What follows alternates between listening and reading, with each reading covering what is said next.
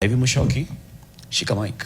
Thank you, Eric. As I shika this mic, my idea is the moment a Kenya turns 18 and receives a national ID, they should automatically be eligible to vote in the general election.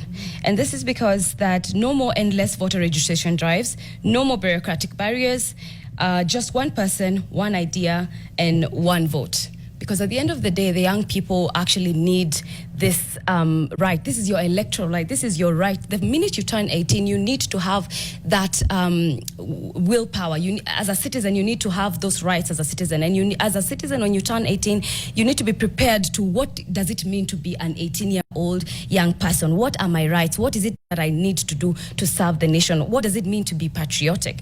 And the reason why of this is because it's a democratic right. It's democratically justifically right. And we're saying that the reason for the rationale behind this is that it actually ends disenfranchisement, because we feel like in this system, it's a bit biased. There's so many bureaucratic processes. Young people don't want to go and actually make lines and actually re-register. You don't want to go through that hustle and bustle. Some of them, they have to go back to their hometowns, and they're like, no, why should I just not even use the online systems? Why can't we just use AI? How come this is not in the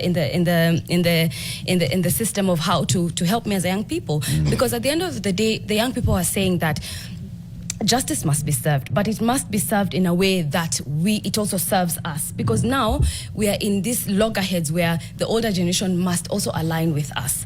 Another reason that we're saying that this is also going to benefit us is that the efficiency and cost savings. There's so much that Kenya is going on right now, and I believe that that money that we're using in IBC can be put into other things like healthcare, food, education, and that we don't need to do so many voter registration drives. When if you just turn 18, the minute you turn 18, the Data Bureau and Statistics should be having your data, because at the end of the day, we are going into an era of where the data is the new currency. So the minute the data is in the system, you're able to vote, you're able to do whatever it is as an eligible citizen. Another reason is that we're saying that it should actually boost youth participation and stability.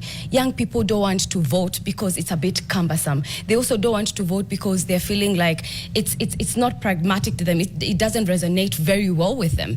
And if we are able to put these systems and structures for them to make it easier, to make it actually a bit liable, then they are able to actually see, okay, fine, the government is actually favoring us. They're actually now bringing in systems that actually we work with. You know, TikTok has become such a big platform for them to air out their concerns, for them to even talk to the generations and say, okay, look here, sir, we're not happy with what you're doing, but we want something that can actually favor us. So this is some of the things that we're saying, and how we want this plan to work is that the track one is that with regards to the legal reforms, we want to amend the Elections Act to make the national ID the sole voting credential, to scrap parallel voter registration systems, that once you turn 18 with an ID, you are automatically entered into the national voter roll, which is very important, because I believe that every young person who's 18 wants to vote.